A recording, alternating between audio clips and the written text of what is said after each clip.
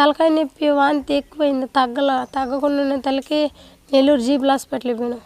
ఆడికి పోతే వాళ్ళు స్కానింగ్ తీసారు, ఎంఆర్ఐ స్కానింగ్ తీసిండ్రు. తలలో నొప్పి అంటుంది అని తలకి తీసి తలకి ఇట్లా సంగతమ్మ బ్రెయిన్లో గడ్డ ఉంది.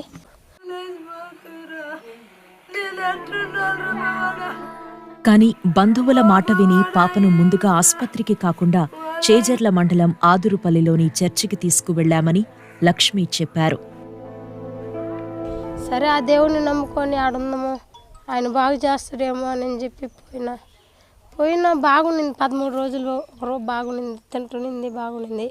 మళ్ళీ మధ్యలో 2 రోజులైన తలకాయ నొప్పి వాంతి అయితే ఆమె ఇంక మళ్ళీ అప్పటి నుంచి బాగా కోలుకొని బాగుండింది. పాప ఇంటికి పొమ్మనిండు, ఇంటికి వచ్చేసినాం. అయితే స్కానింగ్ తీయలేదు కానీ ఇంటికి వచ్చేసినాం. ఇంటికి వచ్చిన తర్వాత కూడా 4-5 రోజులు బాగుండింది పాప. మళ్ళీ ఒకరోజు వాంతి తలకాయ నొప్పుకుంటే మేము హాస్పిటల్కి తీసుకోపోకుండా సరే చర్చిలో ఉంటే బాగా వద్దేమోలే, మొన్న బాగా అయింది కదా ఇప్పుడు కూడా బాగా వద్దేమోలేనని నేను శనివారం నైట్ చర్చికి తీసుకెళ్ళినా. శనివారం నైట్ బాగుండింది, ఆదివారం కూడా బాగుండింది. మళ్ళీ వాంతిరాల తలకాయ నొప్పి రాల బాగుండింది పాప. ఆదివారం నైట్ 11 గంటలకి ఎక్కువ వచ్చేసింది, తలకాయ నొప్పి వాంతి వచ్చేసింది. ఇంకా శనివారం అంతా అట్టే ఉండి పాప చనిపోయింది. అందరికీ యేసుక్రీస్తు నామములో వందనాలండి. నెల్లూరు ప్రాంతంలో ఒక 10-12 ఏళ్ల పాప చనిపోయింది రీసెంట్ గా. ఇది అందరికీ చేరుండేది ఈ విషయం. నా దాకా వచ్చింది కాబట్టి నేను స్పందిస్తున్నాను. విషయం ఏంటంటే పాపకి బ్రెయిన్ లో ట్యూమర్ ఉంది. అయితే వాళ్ళ తల్లి లక్ష్మమ్మ, లక్ష్మయ్య ఎవరైతే పేరెంట్స్ ఉన్నారో వాళ్ళు హాస్పిటల్లో చూపిస్తున్నారు. అయితే పాప పరిస్థితి ఏమాత్రం మళ్ళీ నార్మల్ గా రాకపోవడంతో వాళ్ళ బంధువులు ఏం చేశారంటే చూసి మీరు చర్చికి తీసుకురండి, చర్చికి తీసుకొస్తే దేవుడు మీ పాపకు తగ్గిస్తాడు అని చెప్పడం జరిగిందంట.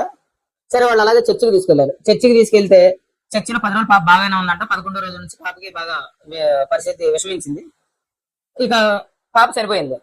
అయితే దీన్ని పట్టుకొని BBC న్యూస్ వాళ్ళు కానీ తర్వాత కొంతమంది సోషల్ మీడియా వాళ్ళు కానీ దీన్ని బాగా ట్రోల్ చేశారు. క్రిస్టియానిటీ ఇంత క్రూరంగా, ఇంత మూఢనమ్మకంగా జనాల్ని చంపుతుంది అని ఒక వార్తను రాయడం జరిగింది. దీన్ని సోషల్ మీడియాలో హల్చల్ చేయడం జరిగింది.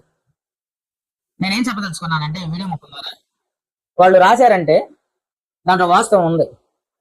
లేనిపోని స్వస్థతలు, అబద్ధపు ఆచారాలను ఈరోజు క్రైస్తవ చర్చిలో అవలంబిస్తున్న కారణం చేత బయట ఉన్నటువంటి అమాయకులు ఏం చేస్తున్నారంటే ఏమో ఇది నిజమేమో అని పరిగెత్తుకుంటూ చర్చికి తీసుకొస్తున్నారు, లేదా చర్చిని ప్రిఫర్ చేస్తున్నారు. అంటే దేవుడు నయం చేయడం అంటే దేవుడు నయం చేస్తాడు. ప్రతి రోగానికి ముందు తయారు చేసిందే దేవుడు, ముందుకు కావాల్సిన ఔషధాలు ప్రకృతిలో పెట్టిందే దేవుడు. సరే బాగానే ఉంది, చర్చికి తీసుకొచ్చి అందరిని అలా కూర్చోబెట్టారు కదా. మరి యేసు ప్రభు ఎందుకు వైద్య రంగాన్ని తయారు చేశాడు? వైద్య మేధాశక్తిని ఎందుకు తయారు చేశాడు? ప్రకృతిలో ప్రతి మొక్కలో ఎందుకు ఔషధ గుణాలు పెట్టాడు? చెప్పండి. దేవుడు సృష్టించిన వాడు మొత్తాన్ని సృష్టించాడు కదా. మరి దేవుడు వైద్య రంగాన్ని సృష్టించినప్పుడు, దాంట్లో ఉన్న మేధాశక్తిని సృష్టించినప్పుడు, మందుని సృష్టించినప్పుడు మరలా ఇప్పుడు అవి కాదని ఎందుకు చర్చికి తీసుకొచ్చి స్వస్థతల పేరుతో కూర్చోబెడుతున్నాడు? యేసుప్రభు స్వస్థత చేయడం అంటే ఆయనే చేస్తాడు. ప్రతి మనిషి స్వస్థపరచబడేది ఆయన ఇచ్చినటువంటి వైద్య శాస్త్రం వల్లే, దేవుడు సృష్టించినటువంటి మేధాశక్తి వల్లే. కానీ దేవుడు తెలివికి మూలమైనటువంటి వైద్య శాస్త్రాన్ని నమ్ముకోకుండా చర్చికి వచ్చి మీరు మూఢనమ్మకాలతో ఎందుకు మిమ్మల్ని మీరు చంపుకుంటున్నారు? ఇది తమాషా కదా, ఇది ప్రమాదం. ఎవరు వెళ్ళమాకండి. మీకు ఒంట్లో బాగోలేదా ప్రార్థన చేసుకోండి, హాస్పిటల్కి వెళ్ళండి. అంతేగాని మీరు హాస్పిటల్లో ఇచ్చే ట్రీట్మెంట్ కాదనుకొని మీరు ప్రార్థనే ముఖ్యం అనుకొని ఇక్కడికి వచ్చి దేవుడి మీద ఆధారపడితే దేవుడు ఏం చేస్తాడు?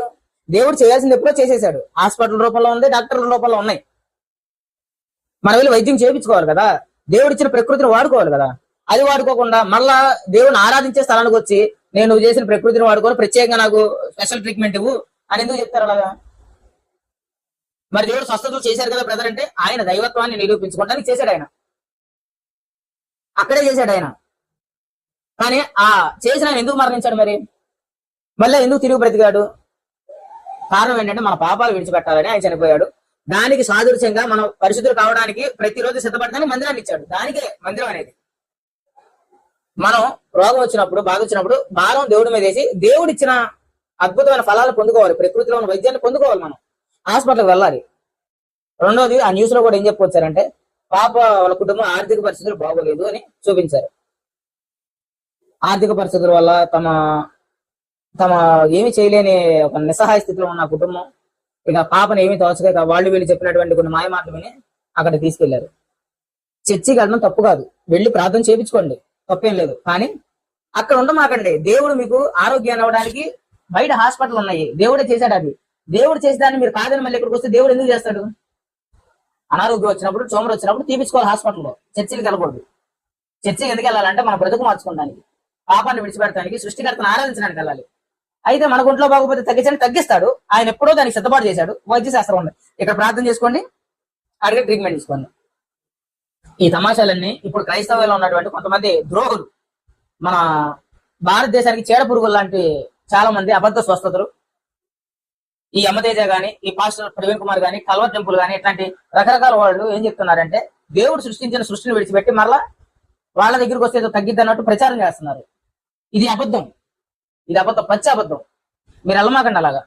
మీకు దేవుడు సహాయం చేస్తాడు, ప్రార్థన చేయించుకోండి, తప్పులేదు. కానీ మీరు హాస్పిటల్కి వెళ్ళండి, హాస్పిటల్లోనే ట్రీట్మెంట్ ఉంది. చనిపోయినా బ్రతికినా అక్కడే మీకు. అంతేగాని మీరు అక్కడికి పాస్టర్ ఏం చేస్తాడు? తలకోసి లోపల ఉన్న గడ్డను తీస్తాడా? తీయడు కదా, ప్రార్థన చేస్తాడు అంతే. ప్రార్థన చేయించుకోండి, విశ్వాసంతో వెళ్ళి ట్రీట్మెంట్ తీసుకోండి. బైబిల్ కూడా అదేగా చెప్తుంది. వైద్య శాస్త్రాన్ని చేసింది దేవుడు, దాన్ని గౌరవించండి. దేవుని గౌరవిస్తారు. అక్కడికి వెళ్తే దేవుడు మిమ్మల్ని తగ్గిస్తాడు, ఆయన సహాయం చేస్తాడు. కాబట్టి ఇలాంటి అబద్ధ ప్రచారాలు నమ్మమాకండి, జాగ్రత్తగా ఉండండి. చూడండి, కుటుంబం సఫర్ అయింది, అలాగే ఎన్నో కుటుంబాలు సఫర్ అవుతున్నాయి.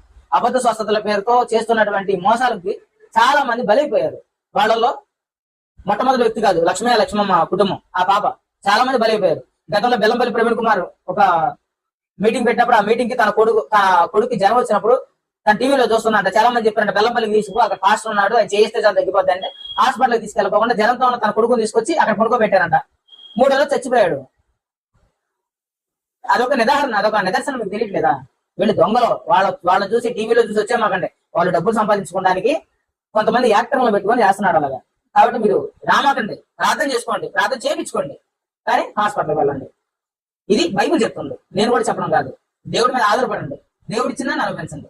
అంతేగాని ఇంకోటి ఎవడో వచ్చి నేను చేసే తగ్గిందని అది అబద్ధం.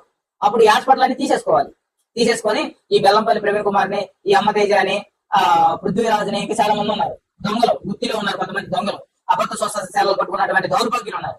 వీళ్ళందరూ ఏం చేయాలంటే హాస్పిటల్ తీసేసి, స్టెటస్కోపులు తీసేసి మొత్తం తగలబెట్టి వాటి టెంట్లు వేసుకొని కూర్చోవాలి, చేతులు పెట్టుకొని, రండి మీకు నయం చేస్తామని కదా.